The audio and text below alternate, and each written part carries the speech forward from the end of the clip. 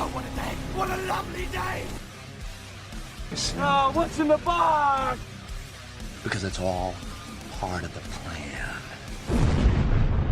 Ladies and gentlemen, welcome to the Explosive Hammer Movie Podcast, episode 066. I'm one of your hosts, Jeremy. As always, joined by my co-host, Brian.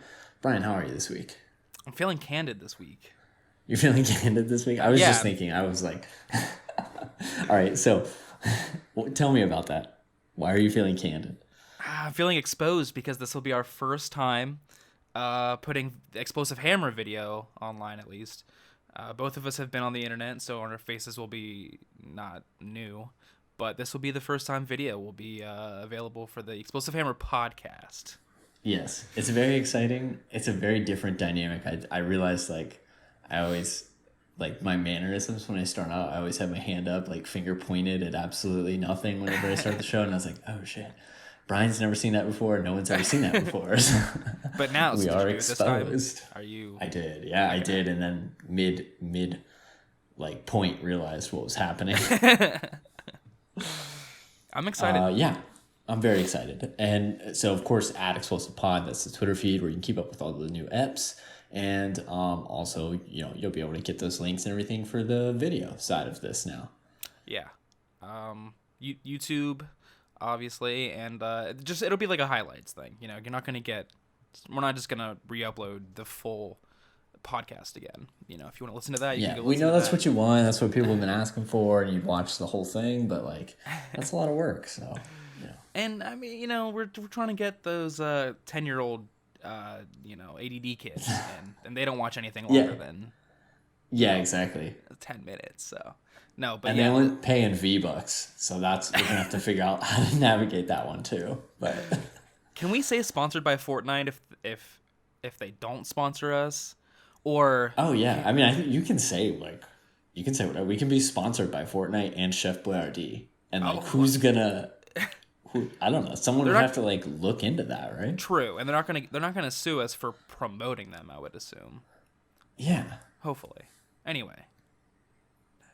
Hashtag Fortnite.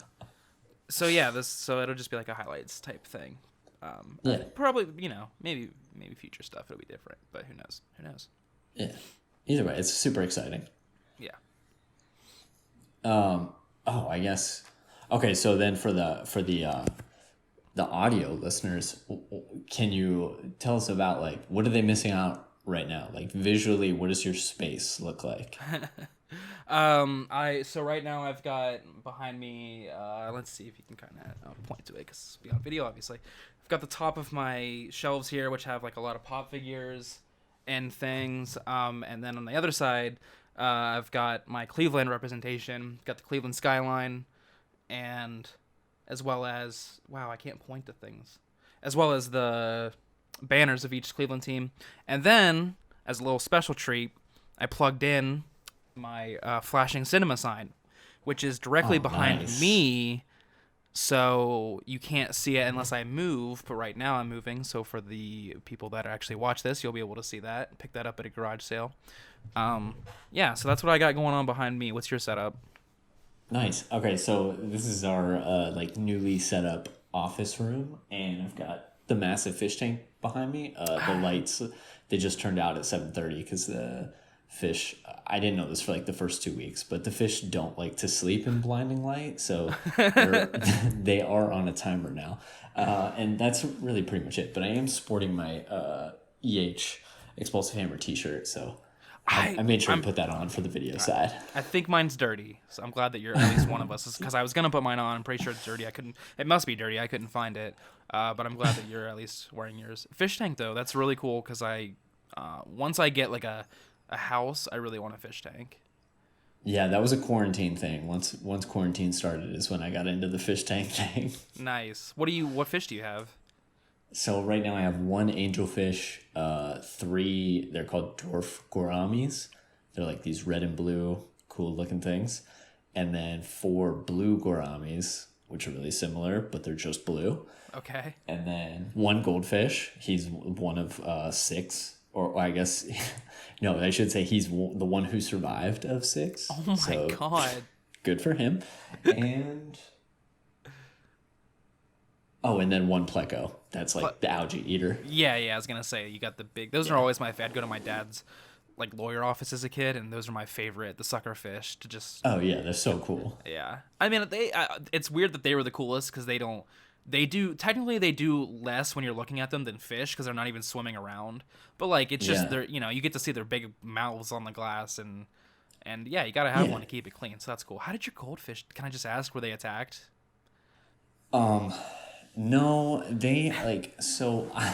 I was monitoring like the levels, the different like acidity and pH and all of that. Oh, but you killed them. I don't think I was doing it very well. I don't know. It was hard. Like the first couple months, it was really hard to like get in the groove, I guess. There's like several kinds of fish I had that have not made it thus far. Well, so knowing that now, sorry, I don't want to get too deep into the fish, but knowing that now, isn't it crazy that people win goldfish at the carnival and they just put them in these little bowls and they go home? Oh, like, dude. You don't think about it, but they need more than that. Oh yeah, I don't know how, and like everyone has that one story of like the goldfish that lived for 5 years, and I'm like, I have no idea how, because some of these fish, like there's like generations of fish that have gone through this tank that's a year old. I'm like, how? But I also think that that's like, no offense to pet stores, but I think that sometimes it's on them. I definitely have gotten fish that like I know for a fact wasn't anything I did, and I just got sick fish. Yeah, there was no bringing it back from the dead. Essentially, once. I mean, Walmart has fish, so like, not that you got them there, but it just they do not take good care of their fish out there. Yeah, when you're getting them for like a couple dollars each, like, I don't know. I guess at some point at one point we had like a snail infestation, and that was, I mean, the only place that I could have gotten a snail is like little baby snails in the water with some of the fish I bought. Oh my god. You know what I mean? Like, yeah. That's the only way I could have got it, and that was like, dude, that was a nightmare. I'm just gonna, let me just say I'll Google snail infestation after this because I'm very curious. No, don't. It's disgusting. And then you have to buy stuff to basically like kill them and then scoop out all their bodies. It's awful. Would have been cool if there was like a special fish you could buy, that just like took care of them. I would have loved that. That would have been cool. But that's unfortunate. But things are all good now, it sounds like, for the most part, leveled out. Yeah, things are pretty good. Cool. They actually, things have been good for like 6 months. Yeah. Like first 6 months, a little rough. Second half, I'm doing good. That's cool. That's just learning. Honestly, we've all been. What else is new? It's been a couple weeks since we last did a show. I mean, we usually just do a quick Browns mention, and true. I'll say, have you watched the latest Building the Browns episodes? Because it was kind of like a short. It was longer than a short film, but it was it's kind of like what we're doing today. Wait, when was that? It just released today. Okay, no, I haven't seen it then. I knew something was coming up, but I haven't actually watched it yet. Yeah, any Cleveland fans out there, you might know I'm talking about, like, there's a series where it's like behind the scenes stuff and on-field stuff of like Browns stuff. Obviously you're a fan. If you don't care about them or the NFL, then it's still kind of cool because it's like it's more about the city getting, supporting a team. Nice. It's a sports team, but supporting something for so long and finally getting to reap some of those benefits. And it's pretty emotional. Yeah. And I mean, it's an hour long. It's like exactly an hour, but it's really worth watching. It's really cool. And I mean, so that happened since we last recorded, and that was a little happy and sad. Yeah, that's true. That's cool. I won't get like too much into this, but I am living proof now that you can wear a mask and social distance relentlessly and get the COVID vaccine and still get COVID. Wait, have you got both doses of the vaccine and still got it? No, I got the first half. Okay. And then, like I said, I never took a test, but I can tell you for sure, like, that I did have it because we all had, like, basically the same symptoms, which was mostly just allergies. And then that was, like, whatever day we were going to record was the day that Mackenzie lost taste, so she went and got a test. Oh, my God. I'm like terrified if I get it that I will lose my sense of taste because I'm a fatty and like I don't like I that's the last thing that I want to lose. Yeah, it's definitely been a challenge. Did you say she got it back? I can't remember if she's gotten No, she's doing not now. yet. No, okay. Yeah, but we have watched a shit ton of movies. Okay, so all that aside, are you ready? I forgot we didn't even tease that this is the short film special, where all of our mainstream and rapid fire is about short films. So, anyways, that now being teased, 1 second before we do it, are you ready? Are you ready to move on to the main screen? Yeah, let's talk about some short movies. All right. I think we have the same number, right? Yes, we do. So I want to kick us off because I think that you might have seen this first one, and I really need to know, like, immediately what you know or what you thought about 2011's The Strange Thing About the Johnsons. God, I don't even know what to say. First of all, there was a post about this short that made like the front page of Reddit like 2 days ago or something. I thought that was. Oh, really? Yeah, I was like, I checked it. It wasn't your Reddit account. I checked it. Don't worry. I don't know. As crazy as this short film is, I everything that I heard about it, I thought that it would maybe be a little bit crazier, but maybe I expected a different kind of crazy. This is very much like a crazy on a level of too real almost. Not for us personally, but Right, you know what I mean. I don't know. Yeah, I know what you're saying. I saw specifically on that Reddit thread, people can't watch this if they have trauma from their childhood like this. You know. Oh, wow. I can't imagine. You know, you'll probably recap the plot quickly. We could probably do that for all these, but I can't imagine people having the same trauma for Midsummer or Hereditary because they haven't probably experienced that, Right. something like this, and one way or the other. You know, not this scenario, but you know what I mean. Yeah. So you have seen it in full, then? I've seen it in full. Yeah. Okay. Okay, so this is the first time that I watched it, and then just to give a short recap here is it's first of all, it's 30 minutes. It's from Ari Aster. Yes, Midsummer, Hereditary, like Brian mentioned. Tells the story of a father, a son, and then also their mother too. And this suburban family in which the son is involved in an abusive, incestuous relationship with his father. And that is correct. You did hear me correct. Very, very strange. So I knew that this was going to be like really messed up. I knew it was from Ari, so I was expecting first of all, I was expecting gore. Right. Just based off like the title and him, because this week is the first time that I've watched this like ever. But I remember reading the summary a long time ago and just thinking like, oh yeah, that's something I'll probably should just not watch. But I watched it and I don't know how to explain it because it's extremely twisted. But the like phenomenal acting and writing just kind of drives that even further. This already like sick and twisted plot, just like really gets driven home, and like it's actually really well done. Like I guess if you read the plot summary or you read the synopsis, like I feel like you just assume that maybe it's one of those like trying to be edgy, like let's see how far we can push the boundaries type thing. But there's definitely a lot more to it than that. Yeah, I agree. And just to quickly hit on like what you said about the relationship, just like so people understand, it's the son abusing the father, which is not as common, obviously. And so I think you do get a really good performance out of the parents. I feel like especially the son is kind of just does his thing and then is angry. He's not bad. I just think that the standouts are obviously the parents and the father. Like to be an actor portraying a father being sexually abused by his son, I don't know, very different, and he does a good job of like making it feel horrific.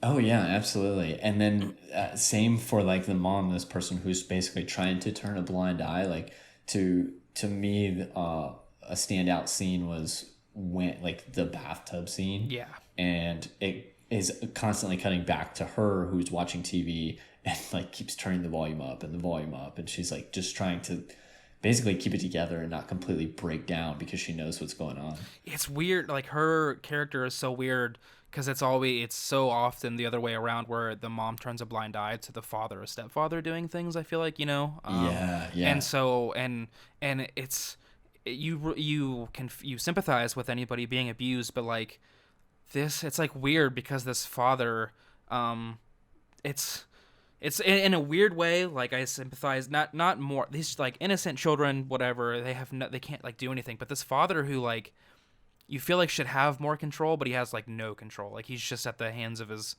super psychotic, abusive son, and so when that scene happens and the mom just ignores it, it just really like kind of really hits and makes you sad.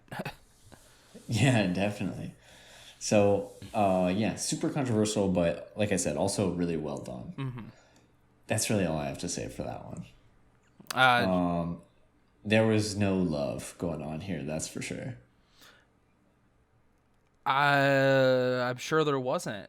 But if we were to mix up the order of... Oh, right, because I read it out of order. Because I read the wrong order. You pulled a me. Yeah. And no one... Okay, so yeah, this starred 3 shooters. As far as actors go, they did really well. 3 shooters, not 6. Not 6, okay. Well, I watched something called... Also, calling the son a shooter is like... just in a weird... right. Yeah, that should be... Yeah. No, I'm just like in a weird mindset. But 6 Shooter is a short film that I watched. So I'll just say, just to preface my short films that I watched, 4 of them were... wait, sorry, let me just check. Yeah, 4 of these that I watched are winners of the Oscar short film live action. Oh, okay. So that's because I wasn't sure where to get, where, I don't know, I could just look up like what short film should I watch and blah, blah, blah. But I just kind of went the cliche route and did these. But the first one is 6 Shooter, and it was the 2005 winner. And I think this is my favorite, actually, of all the ones that I watched. It tells the story of it's Brendan Gleeson, so if you know who that is, I mean, he's in a ton. Oh yeah. So he basically plays this husband. He loses his wife. I don't know if it's unexpectedly or whatever, and then takes a train ride. And on this train ride, he meets this really bizarre character played by Ruadri Conroy, who I looked up. He's not really in much else, but he like completely steals the short film. He's this really, really like terribly mannered, like 14-year-old kid who just like is cussing and saying all these things, but like the dialogue just kills it in this film. Absolutely, I was captivated because of everything that was this actor was saying. It basically just, the whole story is just a train ride until the end, where, I mean, spoiler alert, there's a shootout, hence the name 6 Shooter, with the kid and the cops, because it turns out the kid's a murderer. I know it's a whole thing, but just to get to the end of the film, because it's like a comedy in a way. I mean, it's like a dark comedy, I guess, because the film ends with Domhnall Gleeson again. Domhnall Gleeson's in this, a very young Domhnall Gleeson, because he's Brendan Gleeson's son. Oh wow, okay. Yeah, and this was like one of his first 2 things that he like ever did. Yeah. But anyway, Brendan Gleeson goes home, has one of the guns from the shootout that this kid had in the train. There's 2 bullets left. He's gonna kill himself. He's doing it. He like has a picture of his dead wife in front of him, whatever, and he's like, "I'm gonna see you soon." They have a rabbit at the very beginning of the film. You see him lay a picture of a rabbit down on her like corpse in the bed before he says bye to her. So they don't have any kids. They own this pet rabbit. And as Brendan Gleeson's about to kill himself, he hears thumping, remembers the rabbit, goes and gets the rabbit. He's holding it in his arms, and so he has 2 bullets, so he's going to kill the rabbit and then himself, basically, so they can all be, like, in heaven together or whatever. And it's like a big revolver. He blows this rabbit's head off, just blows this rabbit's head to bits, and then drops the gun, and the last bullet goes off, and the film just ends with him holding this bloody, like, dead rabbit. Oh my. Like, it's a dark comedy, and there's other elements to make it a dark comedy. I really enjoyed this. You know, it came out of nowhere because I hadn't heard of it. But yeah, so it was really good. Dude, nice. Yeah, so that was. I really. Yeah. Good. Oh no, go ahead. Oh, that's all I have. What were you gonna say? Oh, I was just gonna say I really like. I don't know how much, as far as short films go, you watch normally. I like typically I'll check out just a couple that are like being talked about a lot, or like you said, if there's a Reddit post, I'll check one out. Mm-hmm. But I definitely I want to watch a lot more after getting into these because they're they're very special. I don't know how to. They're just a very special thing, like that are separate, I guess, from a full length feature film. Yeah, you get the idea, you get the feeling after watching all these that these short film writers have like completely different mindsets. Like, I mean, we'll get into Whiplash, a different sort of thing, but it's obviously like they're writing these to be short films and not feature lengths unless they have something very specific in mind. I agree, like what you're saying, like it does make me want to watch more of these because this is something I never would have thought of, heard of, whatever otherwise. So it was so good. I really liked it. That was 6-shooter. They're on the train, they're going down the train tracks, they're not on any sort of Thunder Road, they're just doing their own thing. No Thunder Road. No Thunder Road. Okay. So Thunder Road is a 2016 short, and I know it won like several awards. Let me see what I know. Okay, so it won Short Film Grand Jury Prize at Sundance. That's probably the biggest one, but it won several awards. So anyways, it's 2016. It's a 12-minute short. It's written, directed, and starred by Jim Cummings, which I don't think has anything else that you might like recognize or anything. But anyways, it's the story of a police officer giving a eulogy at his mother's funeral, and he's this just very like awkward person. He mentions he's dyslexic, and it's a very strange eulogy that is similar to where it's like a comedy drama, I guess. I know this. Yeah, this was made into a feature film. Have you seen? Did you know that? No, what? I think. Hold on. Okay, okay. All right, research team is gonna check this out because I saw like screens from this short, except there were like all these other scenes, none of which were in what I watched, which is a one-shot take inside of a church during the funeral. But I saw all these other pictures and like even scenes that I was like, I don't remember where I saw them from. But I saw them and was like, what? Like, where did these come from? Oh, here it is. Yeah, 2018. Yeah, it was a couple years later. Adaptation. What? All right. So I'll have to check that out. I was going to say, if you like it, you have to check it out. Because sorry, you were explaining, I don't want to steal your thunder road. But that was completely unintentional. That was so bad. But I genuinely am trying to remember. Is this where he like sings a song at his mom's funeral? Is that what the short is? Yeah. His mom is a Bruce Springsteen fan. Okay, so Thunder Road is like her favorite song, and that's like kind of towards the end is where he sings the song. Okay.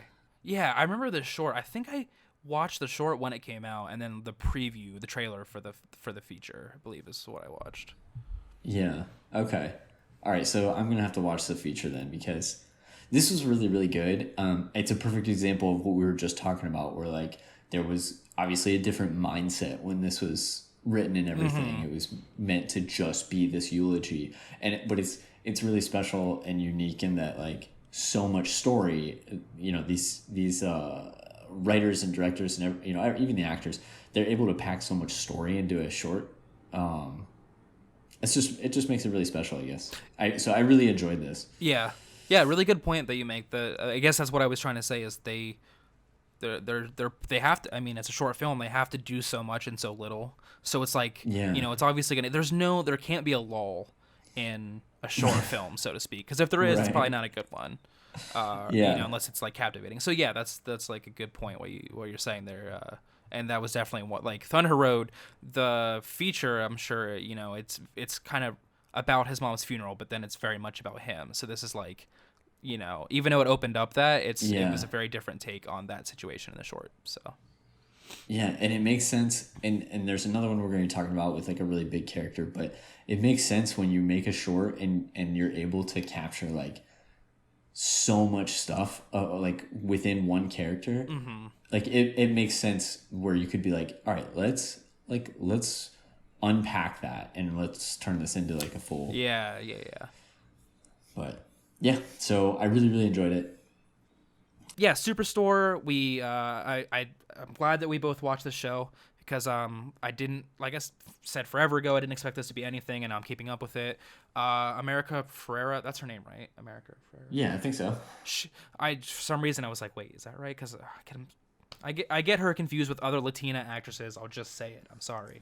But anyway, she left, and I love her on the show, but she left the show, and so for the last 3 episodes now, because they took a break from like November to January, like some shows do, they take their breaks. So these last 3 episodes have been without her, and it's still funny. Kara did point out that they're leaning really, really heavy into current events because now one of these latest episodes is sort of like a kind of like a Black Lives Matter episode, like in a way. Yeah. And they've already done mask things and immigration things and stuff. And right. I never really paid attention to that too much, but she does point out something, a kind of valid fact that maybe she just wishes there was more Superstore comedy. Right. Yeah. You know what I mean? But it's still funny, and I'm sad that this is the last season because it's sort of unexpected the way that it happened. Yeah. But yeah, I still like it. Yeah, definitely. I still got to catch up, but same. Really enjoyed that show. Are you like right before they took their break, or just somewhere around there? No, I think I want to get back on. So I guess how many are out since they came back from break? Since they came back, there's been 3 episodes in January. Oh, okay. So I think I watched 1. Okay. Yeah. Okay. But yeah, I really, really enjoy it. Yep, that's all I have for TvToo. Same. Okay, so I think it's the first thing I wrote news, but not news, but you wanted to talk about some 2021 hype. Is that correct? Yeah, because we don't have a lot of movie news with COVID, so we'll just yeah, I know. What are you looking forward to, and what are our big movies coming out this year? Okay, so the big one that you and I talked a lot about was what's the official title for the Godzilla King? Is it Godzilla versus King Kong? I think it is just Godzilla versus King Kong. I don't think there's any. Oh, okay, yeah. I was like, I don't think so. Yeah, it makes sense. Just when I was about to say it, I was like, I don't know. That's a really big one, and I think it drives like a really big point that you and I were talking about, which is like, first of all, do you have HBO Max? I don't. Okay. I schmoed if I have to. Right. Which I'll probably have to keep doing. I just wondered because HBO Max, first of all, has an insane lineup for 2021. And I know that's like, of those, that's definitely I think it's my most anticipated. I'm really looking forward to I still haven't seen Justice League, so I'm really looking forward to the Snyder Cut. Yeah, the Snyder Cut. I think it'll I just really like, dude, like, how many times have we talked about Watchmen and how much I love that? So I'm really excited to see a Snyder Cut of Justice League. Justice League is borderline unwatchable in the form that it's in now. So really, I swear to God, even people that I know that don't care about movies and just love Marvel, or sorry, just love DC, were like, no, this ain't it, and it's not. Are you also, because my most anticipated is Dune, and I don't know how much you care. Oh yes, I didn't realize it was a 2021 release until you said something. Yes, yeah, very excited for Dune. I feel like a lot of my most anticipated are really, I don't really know what the word is. I guess like guilty pleasures. I guess like yeah. Mortal Kombat. I'm really, really looking forward to. Spiral is another one. I'm just looking forward to like another Saw movie. So, like movies that you don't necessarily expect to be good, but you're gonna have fun watching them. Not I guess like air quotes good, but like right. To me, like they're just Because I don't think Mortal Kombat. I can't even imagine it's gonna be that good. But like, my God, I'm gonna watch the shit out of it. Like the original Mortal Kombat. I think Mortal Kombat 2 is the one that's really been memed to hell and back. But yeah, like the first Mortal Kombat movie is something very special, even though it's really bad. and Space Jam 2, that's gonna be guilty pleasure. yes. I can't imagine that's gonna be great. But like, of course, I'm gonna watch LeBron play the role of MJ in Space Jam 2. Like, Right. That's awesome. And I'm pretty sure that everything that we've mentioned so far is our HBO Max. Like, they're releasing same day as theaters. So, my question is, is there anything you would even risk going to see in theaters? Any movie like Godzilla versus King Kong in theaters? It's got to be so much different. Yeah, no, and it sucks. Like, I just wish, like, why not like an August release, or like I don't know. Give us a little more time, please. Do you think if they released it digitally before in theaters, that people would even that people would still go see it, even for whether it's the first or second or third time? Do you think that they could still pull some money from it? Because I think I think they could. Right. Sorry, go ahead. I mean, they're already. What's that? So I cut you off. I didn't mean to.